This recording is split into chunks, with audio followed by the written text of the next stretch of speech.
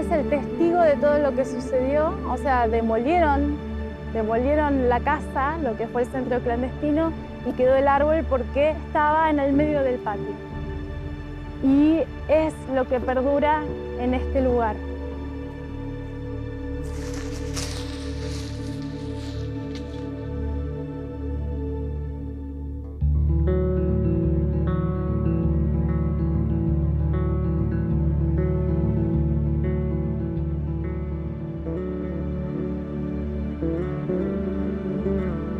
Esas baterías, donde estuvimos, o sea, son 7, es un complejo de 7 baterías, fueron construidas allí por el 1800 por Julio Argentino Roca, un genocida de los pueblos originarios.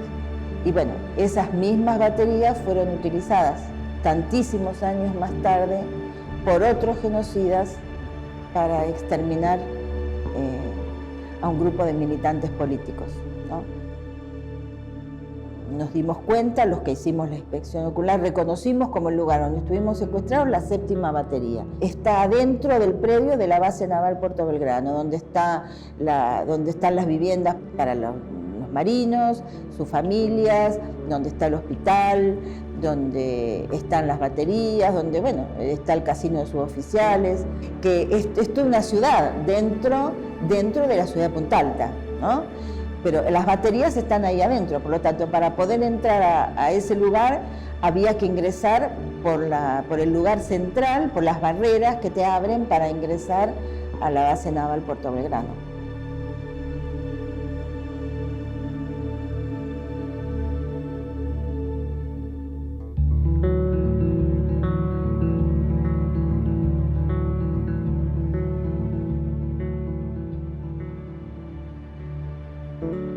Soy Miguel Hinder. Yo, junto con mi padre, fui secuestrado en mi casa el 3 de agosto de 1976 y traído acá, encapuchado, esposado, donde a mi padre le agarró un infarto y hubo que internarlo. Como es esto, así era todo ahí adentro. Yo me quedé ahí medio día más, un día más, no me acuerdo bien, pero después me vino a buscar una ambulancia de la Armada, me acuerdo que era, y ya me llevaron a la base Puerto Belgrano. Ahí estuve 3 meses detenido, desaparecido, bueno, sufriendo las cosas que en ese momento sufrían todos los detenidos desaparecidos, ¿no? Torturas físicas, psicológicas. Mi nombre es Anaí Junquera, soy hija de María Eugenia González y Néstor Oscar Junquera. Son desaparecidos de acá, de este centro clandestino de detención La Escuelita, que estuvieron aquí por última vez en mediados de diciembre de 1976. Fueron secuestrados en la casa donde vivíamos. Eso fue demolido en 1979, cuando vienen las autoridades de la Comisión Interamericana de Derechos Humanos a ver las investigaciones de las denuncias que ya se habían hecho a raíz de organismos de derechos humanos y exiliados y exiliadas. Y bueno, con motivo de eso, esto se demuele. Y salvo las personas las familiares que en su entorno habían tenido personas o habían pasado por acá, no se hablaba demasiado del tema, pero era un vox populi de que acá había un centro clandestino. Puede sonar un poco loco, pero a mí es como que me conecta a sentimientos de militancia, de lo colectivo, de poder, cómo resignificar estos lugares. Venimos, los actos de los 24 los hacemos acá, le damos esa significación y siempre hacemos actividades ese día pensando en los 30.000. Para mí es un lugar de encuentro.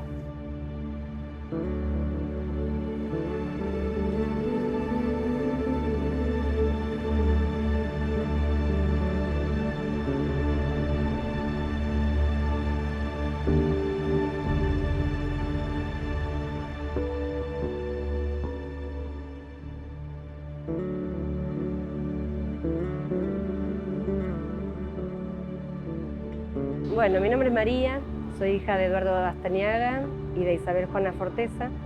Ellos fueron secuestrados, torturados acá en Bahía Blanca, fueron llevados a la escuelita.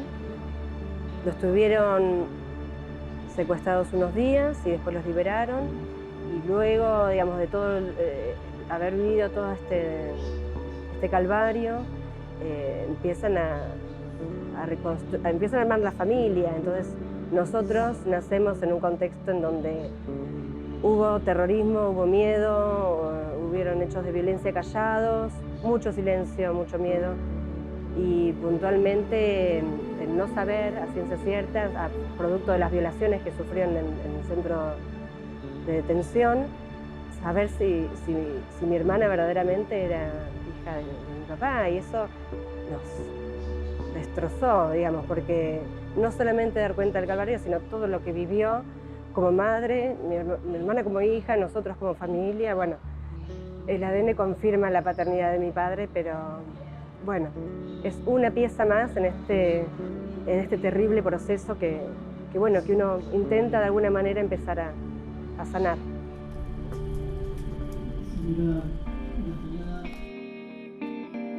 Bueno, yo como otros tantos, muchos en esa época, nos sentimos identificados con una iglesia progresista, en la línea de la opción por los pobres. Yo particularmente trabajaba en Cáritas Bahía Blanca, y Horacio, mi compañero, estaba en la Juventud Universitaria Católica. Él tuvo sus inicios en el escautismo, en la pequeña obra. Eran grupos de iglesia que tenían toda una orientación, diríamos esto, ¿no?, de opción por los pobres, liberadora, diríamos. No eran los grupos conservadores de la iglesia. Entendimos que desde allí no íbamos a poder modificar las estructuras, no íbamos a poder hacer un cambio en la sociedad. Desde Cáritas lo que podíamos hacer es con un sentido de justicia, pero asistencialismo. Entonces encontramos en la militancia política la síntesis, y específicamente nosotros en el peronismo. Y yo frecuentaba algunas unidades básicas, tengo un par de pintadas, pegatinas de papeles, pero no mucho más que eso. Trabajaba con mi viejo, teníamos la pescadería, así que bueno, fue un poco de sorpresa de todo eso. Acá prácticamente fue un lugar de depósito hasta que me vino a buscar la Armada, ¿viste? Antes del 83 ya hicieron unos cuantos cambios. Esto tenía todo machimbre, acá entraba una oficina de atención al público, todo esto era machimbre. Ahí tenés las pruebas. Y acá estaban los calabozos donde estuve detenido con mi viejo. Acá está todavía los fierros de las puertas. Las baterías están ubicadas sobre la playa, a metros, depende cada una, a distinta distancia al mar. Todos creo que llegábamos por el mismo camino, que era como un camino de tierra que estaba como levantado, como que la batería estaba abajo, una sala en común donde estábamos, creo que todos. Después había salas o lugares, lugares donde algunos estuvimos algún tiempo bastante solos, y lugares donde eran específicamente sala de torturas, y lugares ahí nomás donde estaban los sanitarios. Bueno, qué decir. Y a nosotros nos llevan allí, nos llevan a ese lugar, creo yo, que porque es un lugar que pertenece a la Armada, donde no tiene ninguna posibilidad de entrarse por afuera, donde estamos absolutamente separados del resto de la sociedad, menos de la población que vive en la base naval, pero que está absolutamente alejado inclusive de la población.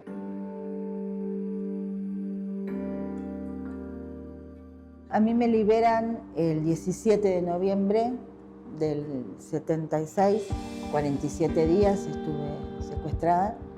Cuando me sueltan, me hacen un simulacro de fusilamiento, me dejan tirada a un costado de la ruta, caminé hasta la madrugada, que me levantó un camionero, que me llevó hasta una estación de servicio, donde por ese teléfono me comuniqué con un familiar para que me fueran a buscar. Bueno, y a partir de allí empezó toda la reinserción no fácil.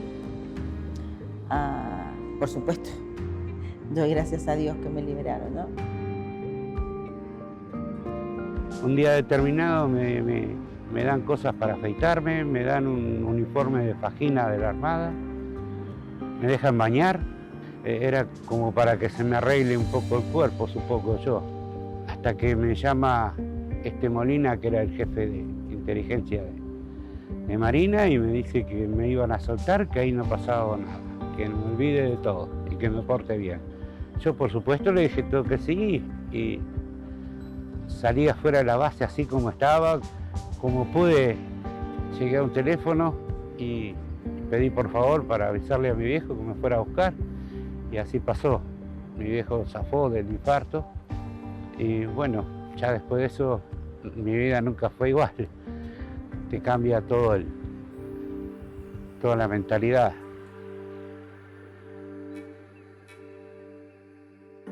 Bahía Blanca es muy particular en materia de derechos humanos y sobre todo vinculado a esto que estamos hablando, ¿no? Bahía Blanca es una ciudad con una impronta más bien cerrada, de no participar, de no meterse, de no involucrarse. También una ciudad donde se habla poco de esto, poco y nada, se tapa, que por ahí con el ser señalado, el apuntado, cuestiones de otra época siguen vigentes. Entonces eso hace que las víctimas por ahí no puedan hablar o no puedan encontrar un espacio de libertad para expresarse. Esa es la sensación que a mí me genera hoy, que me ha generado siempre desde que me involucré con la causa, con mis viejos y con toda esta situación de terrorismo que vivieron ellos y otras personas, y así también para pedir justicia. Lo vemos acá, somos muy poquitos los que estamos presentes. Las otras audiencias que han tenido lugar en Colón 80, con lo grande que es el espacio, siempre a sala poco cubierta, con poca gente se acerca a los juicios, cuando toda la sociedad se vio afectada por esto, no solamente los que directamente tuvimos algún familiar. La verdad que no está bueno tener tantos silencios en lo cotidiano. Acá en Bahía Blanca lo que tenemos es una concentración de los poderes fácticos y los institucionales, digamos. Tenemos acá las Fuerzas Armadas, tenés el Ejército, tenés la Marina a 40 kilómetros, pero con mucha conexión en ese momento, lo que era la nueva provincia, el medio de comunicación más importante de Bahía Blanca y de la zona. Y tenías, bueno, también la curia, la iglesia, acá tenemos una curia, que también es un poder decisivo en esto. Y bueno, también tenemos la Policía Federal, la Policía Provincial, con todo lo que significa en ese momento, lo que significaba la connotación de la policía bonaerense, ¿no? Y bueno, todo eso hizo como una concentración muy fuerte de todas las fuerzas y de todos los poderes, en los cuales, bueno, hacían que sea un lugar donde la represión sea mucho más fuerte. Y acá no puedo dejar de hablar de lo que fue la antesala a la AAA, que fue sumamente fuerte. Acá ese actuar de la AAA acá en Bahía Blanca, que quedó demostrado el año pasado en el juicio que se sentenció en la AAA a 4 imputados, bueno, 4 condenados hoy, pero en ese momento eran imputados por esos crímenes, ¿no? Soy Alejandra Santucho, soy hija de desaparecido, de Rubén Santucho y Catalina Hinder, y soy integrante de Hijos desde hace 27 años en la ciudad de Bahía Blanca, fundadora de Hijos Bahía Blanca. Nos vamos a fines del 75 de acá, perseguidos por la AAA, y vuelvo sola con mi hermano a principios del 77, después que los asesinan a mis viejos en el 76. Estamos en la Plaza Rivadavia, la principal plaza de la ciudad de Bahía Blanca, frente a lo que es el edificio de la nueva provincia, lo que era el edificio de la nueva provincia, porque ahora funciona en la otra calle de atrás, en calle Rodríguez. La nueva provincia de por sí es un diario que toda su vida apoyó los golpes de Estado, no solo el del 76, sino desde antes del 76, el derrocamiento en el 55, bueno, siempre ha sido un diario golpista, pero bueno, en el 76 tomó una gran trascendencia porque era un activo colaborador de la... Nosotros ya no decimos colaboradores, decimos partícipes, ¿no?, de la dictadura cívico-militar. Es necesario hablar no solo del diario La Nueva Provincia, es importante hablar de lo que fue la construcción de un multimedios en la ciudad, ¿sí? Un multimedios que abarcó, ya te digo, no solo el medio gráfico, ¿sí? No solo el diario, ¿sí? Que es un diario centenario, ¿no?, para la historia de la ciudad, que data de 1898, ¿no? Pero es importante decir que hacia mediados del siglo XX la empresa comienza a incrementar su capital y a también expandirse en otros medios. En el 58 tenemos la adjudicación de la radio, de Radio LU2 Bahía Blanca. En el 65 el canal 9 Telenueva. Y obviamente que el diario es como el medio fuerte, ¿no?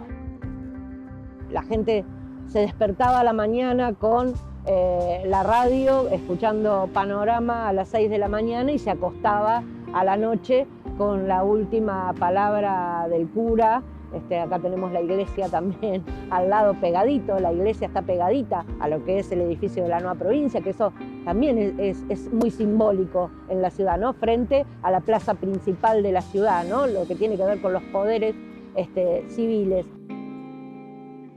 Tendría que decir que hay una cuestión muy importante que tuvo que ver con la configuración discursiva, ¿no?, y la conformación de un enemigo interno y todo lo que hizo el multimedio en esa lógica, ¿no?, en esa construcción de un enemigo que se perdía entre la población civil, ¿no?, y que era importante identificar para perseguir y represaliar, ¿no? Pero esa construcción es bien previa al 76 y desde una retroalimentación discursiva que se produce entre lo que se publica desde el medio de prensa, ¿sí?, pero que a la vez se replica en la radio y se replica también en los programas de el canal, ¿sí? Si uno mira las grillas de la programación de la época, ve incluso que hay programas específicos en donde el nombre de los programas era lectura del diario La Nueva Provincia. Entonces, si uno lo piensa más en términos sociológicos, si se quiere, de cómo esto impacta en la sociedad bahiense, el mensaje que se produce allí, bueno, tiene que observar que es muy tempranamente una lógica de distintos medios, ¿no?, sosteniendo un discurso muy particular, un discurso que se caracterizó durante toda esta época por una prédica fuertemente anticomunista, antiperonista, fuertemente conservadora, que impugnaba fuertemente todo un proceso de modernización cultural que se estaba dando en los 60, en los 70, y en donde el multimedio brega, por ejemplo, por la restauración de un orden familiar que era sumamente importante y que se entendía que se estaba diluyendo, perdiendo a partir de, bueno, distintas impugnaciones de distintos sujetos. Entonces es bien complejo pensar ese rol y ya yendo a el proceso que significó, digamos, los años dictatoriales, ¿no?, ahí ya tendríamos que hablar un poco más de otras construcciones y operaciones que tuvieron que ver con cómo el multimedio se vincula con las Fuerzas Armadas en relación a las acciones, a las operaciones de acción psicológica. Estas acciones que buscaban convencer, persuadir a la sociedad, ¿no?, y que apelar al nivel de la emocionalidad de la sociedad bahiense, ¿no?, y de construir también legitimidad de todo lo que hacían las Fuerzas Armadas, ¿no? Con la cuestión represiva. En el ámbito de esas tareas de acción psicológica, ¿no? Encontramos muchas operaciones que tuvieron que ver, por ejemplo, con el falseamiento de muchos hechos, ¿no? Y la publicación de ciertas noticias, ¿sí? Con sujetos subversivos que habrían sido abatidos, pero que en realidad uno deconstruye luego con el proceso de juzgamiento y la reconstrucción de ciertos casos bien emblemáticos para la ciudad, uno reconstruye que en realidad muchos de esos casos que aparecen presentados como enfrentamientos no eran otra cosa más que actores que habían sido secuestrados, por ejemplo, que habían sido detenidos en los centros clandestinos de la ciudad y que luego aparecían como que habían muerto en enfrentamientos, siendo todo lo contrario, ¿sí? Habiendo sido, digamos, víctimas de la represión villana, ¿no?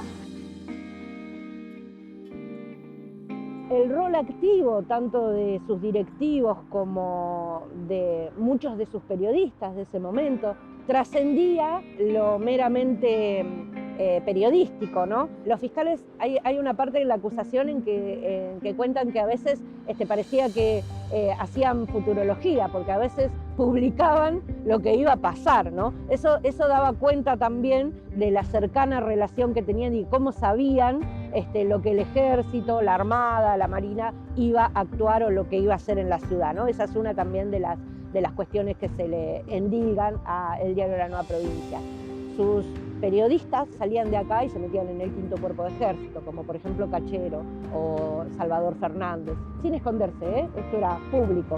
Todo eso, por supuesto, fue lo que la Fiscalía, lo que el Ministerio Público Fiscal reunió para poder imputarlos allí por el 2014, diciendo justamente esto, ¿no? Que eran una parte activa, que el terrorismo de Estado en Bahía Blanca no hubiese sido de ninguna manera el mismo sin este aporte fundamental.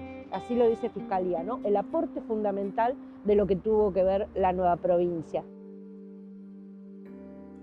En este caso particular, lo que se da es, a partir del medio gráfico, a partir del diario, se comienzan a publicar distintas notas pequeñas, variaban, pero la idea central tenía que ver con la apelación a la población a que colabore en denunciar cualquier acción, cualquier persona, cualquier movimiento que le pareciera extraño y plausible de ser considerado un actor o una acción de tipo subversiva nuevamente, ¿no? Pero lo central de ahí era la publicación del número del comando del 5º Cuerpo del Ejército, donde la población tenía que supuestamente llamar, ¿no? Para denunciar. Yo me acuerdo de, por ejemplo, estar trabajando con cierta documentación de la Dirección de Inteligencia de la Policía de la Provincia de Buenos Aires, de la DIPA, de la ex-DIPA, y una vez encontré un informe que hacía referencia a una acción de volanteada del ERP en la Lanera San Blas. Y entonces estaba el informe del agente de la policía que describía toda esa acción, ¿no? Que habían entrado personas, que habían panfleteado y qué sé yo, y mencionaba que una persona responsable, que yo no sé si sería el celador, el sereno o quién, de la empresa, antes de llamar al comando, te estoy hablando del año 72-73, o sea, previo a la dictadura, antes de llamar al comando, de llamar a la unidad regional, llama a la Nueva Provincia. O sea, denuncia esa acción en la Nueva Provincia.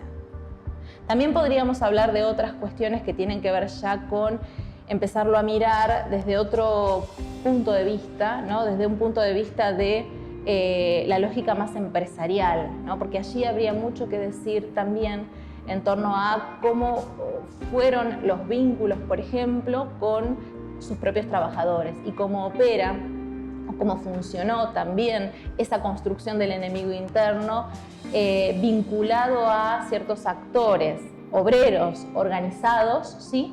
Que durante los años, entre los años 73 y 76, vivieron, ¿no? En este multimedio situaciones que fueron inéditas para la extensa historia del multimedio y que tuvieron que ver con situaciones de fuerte organización sindical.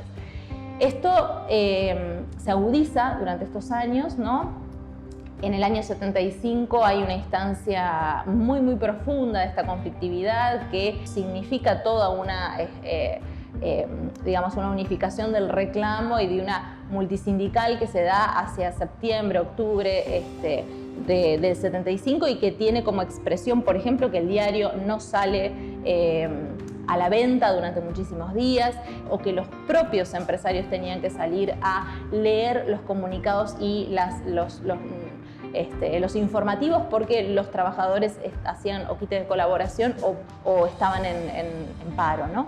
El caso de Enrique Henrich y Miguel Ángel Loyola fueron dos trabajadores gráficos muy, digamos, muy comprometidos con esa lucha y esa reivindicación de derechos, ¿sí? Ellos no tenían otro tipo de militancia política más que la militancia sindical y ese trabajo de organización de sus propios compañeros que hacían hacia el interior de la empresa que nuevamente para las fuerzas era un medio fundamental en la lucha antisubversiva. Lo estoy diciendo textual, ¿no? De cómo aparece posicionado el multimedio en esa documentación de inteligencia.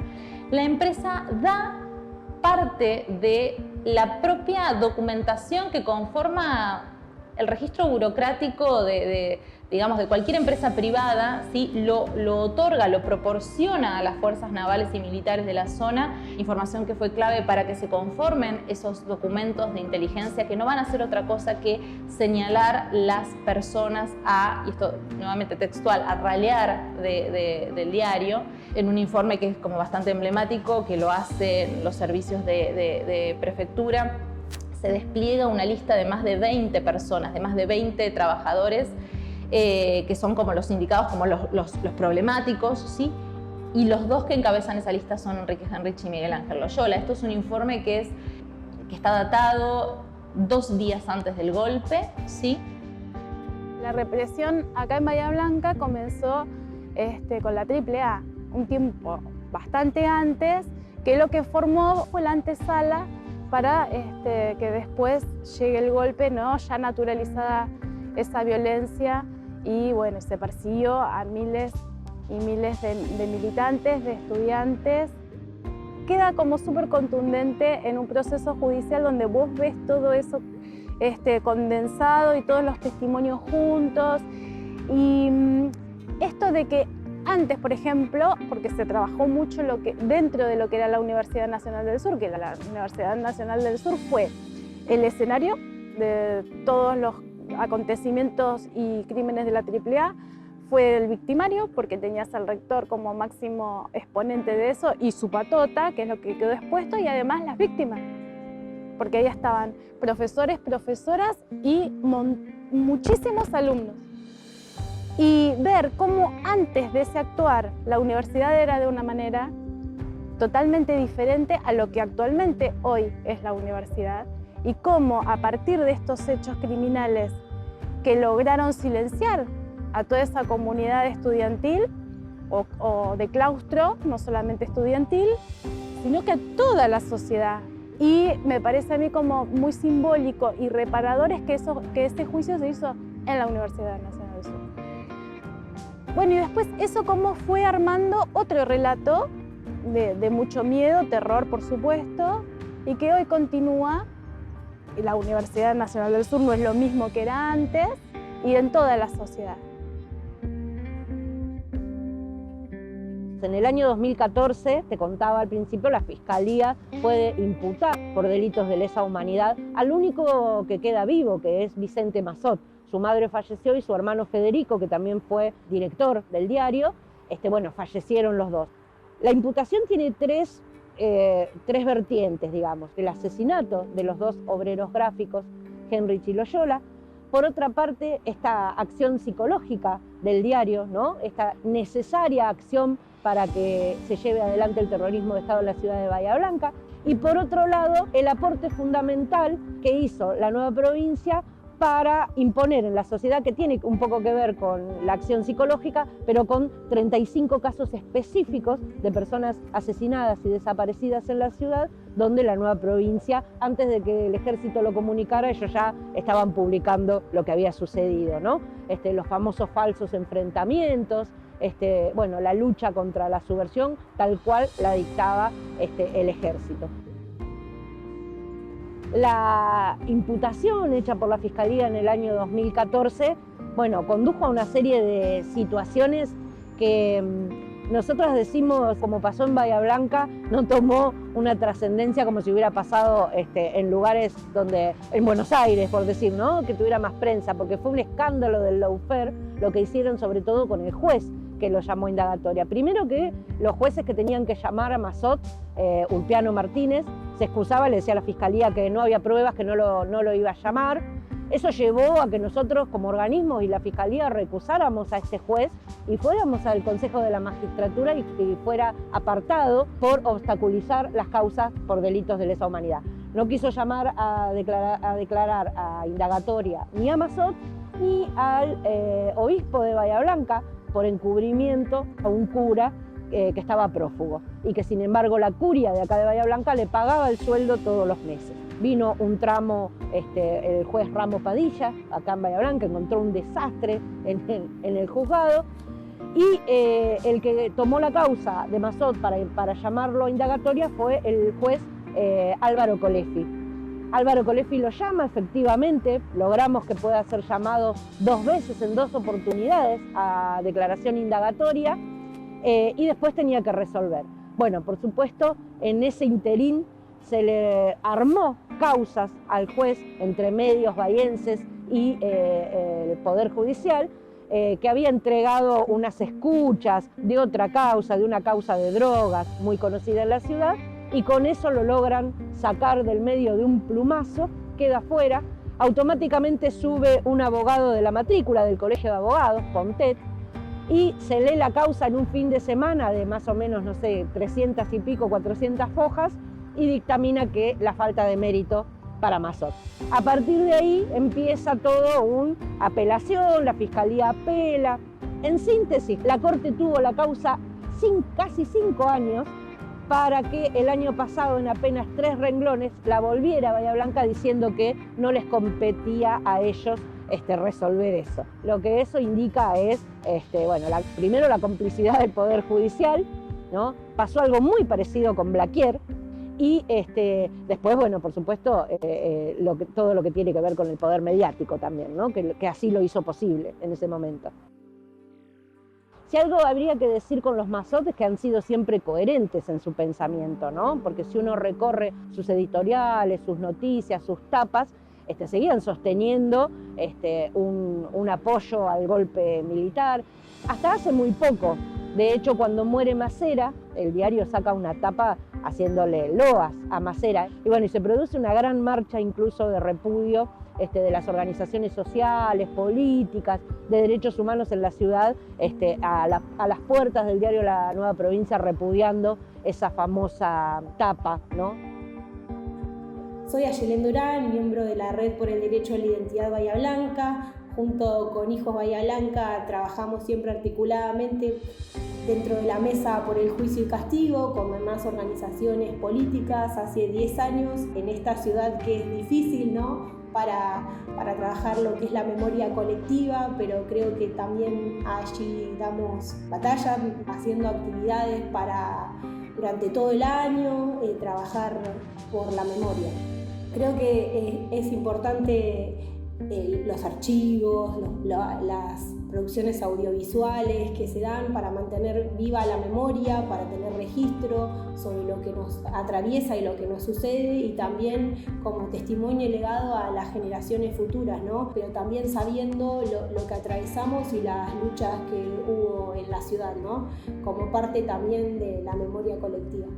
Estamos atravesando hoy una megacausa, que es el 8º juicio de lesa humanidad en la ciudad. Hace poquitos días se cumplieron 10 años de la primera sentencia en Bahía Blanca. Eso habla de la importancia de echar justicia, de que a través de los procesos judiciales se vea de lo que pasó de verdad en nuestra ciudad, cómo nos atravesó, y que eso tenga el dictamen de la justicia no es reparador no solamente para las víctimas, sino también para la sociedad de Bahía Blanca en su conjunto, que necesita estos procesos para ser reparadores en términos de la comunidad. Efectivamente, yo declaré el 25 de noviembre del 2014. Y justamente un año después fue la sentencia, el 25 de noviembre del 2015. Una sentencia muy buena porque hubo muchas perpetuas y bueno, que era lo que nosotros estábamos pidiendo y nosotros queríamos, después de tantísimos años de esperar lentamente y con mucho dolor que se hiciera justicia. Lo único que quiero agregar acá es que muchos compañeros que habían salido vivos, que habían vuelto a su casa, que habían sido liberados, se murieron antes de que esto pasara. La experiencia fue dos cosas. Fue una experiencia muy fuerte. Yo me venía preparando hacía muchos años con mi psicóloga para poder declarar, no es fácil. Fue una experiencia, bueno, ya te digo, muy fuerte, muy conmovedora, pero fue una experiencia a la vez muy sanadora y muy reparadora. Pienso en lo reparador que es como familia poder empezar a hablar de esto y como sociedad que se siga y se mantengan vigentes los relatos porque el daño ha sido enorme, enorme desde muchísimos ángulos, desde muchísimos lugares y cada relato da cuenta de la cantidad de coletazos que se llevó puesto este terrorismo de Estado. En realidad lo emblemático es todo el proceso que pudimos hacer, ¿no? Acá en Bahía Blanca, a pesar de tanta impunidad y a pesar de tantos años de no haber podido juzgar, por supuesto, por la impunidad de las leyes de obediencia debida y punto final, pero bueno, también con todas las complejidades que esta ciudad tiene. En el país los juicios se reanudan en el 2006 y nuestro primer juicio lo tenemos en el 2000, nuestra primera sentencia en el 2012, ¿no? Un poco retrasado y tiene que ver también con la complicidad del Poder Judicial, donde no podíamos concretar ningún tipo de tribunal porque todos estaban relacionados o con los genocidas o con los abogados de los genocidas o con los civiles, ¿no?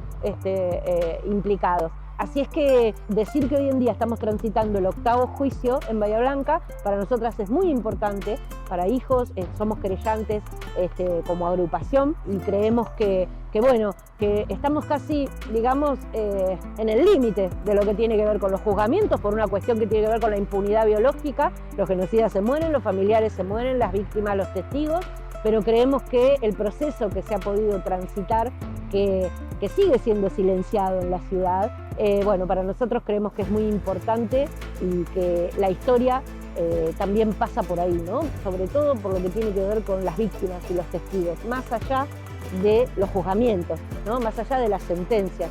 Hoy la historia se escribe en lo que las mismas víctimas y sobrevivientes están contando hasta hoy en día en los tribunales, ¿no? Los juicios a lo largo de todo este tiempo, de estos 11 años que tenemos acá en Bahía Blanca, en el país tenemos más, viene a traer eso, ¿no? Como las personas también empiezan a resignificar su propia historia o empiezan a tener menos miedo porque está consolidado institucionalmente lo que significan este tipo de crímenes. Lo que nos pasó en el último, antes que el de AAA, es que las personas no se consideraban víctimas porque habían pasado, por ejemplo, por la escuelita 1 o 2 días, hasta horas habían pasado y no se consideraban víctimas porque obviamente ni los mataron, no los asesinaron, no fueron desaparecidos y no se consideraban así. Y bueno, y que nos sorprende, muchas veces nos sorprende personas que se acercan a decir eso, ¿no? Y que aún cuesta reconocerse esas personas mismas como víctimas. Y bueno, estos juicios vienen a traer la tan ansiada justicia que esperamos todas las víctimas, los que estamos y los que no están, y sus familias y sus allegados, porque un desaparecido no es un desaparecido. Es el desaparecido, su familia, la gente que quedó, la gente que lo quiso, su comunidad, sus grupos de pertenencia. Entonces, estos juicios vienen a traer un poco de paz y un poco de reparación y de sanación a todos los que quedamos en pie y a sus familias.